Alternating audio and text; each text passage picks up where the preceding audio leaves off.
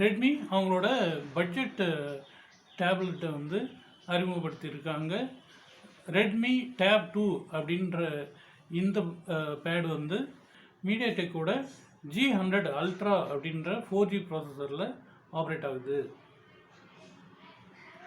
இதில் 11 inch 2.5K LCD display இருக்குது.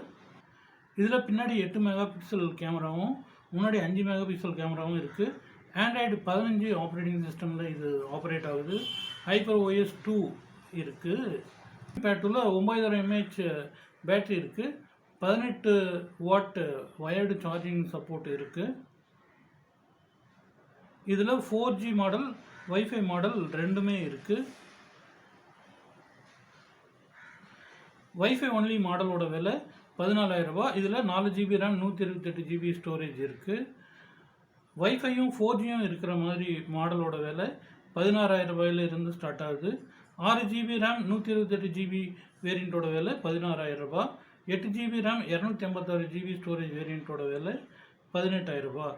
இதோட சேல் வந்து இந்த மாதம் 24ஆம் தேதியிலிருந்து ஷாமியோட வெப்சைட், அமேசான், அதுக்கப்புறம் ஆஃப்லைன் ஸ்டோர்ஸ்லேயும் கிடைக்கும்.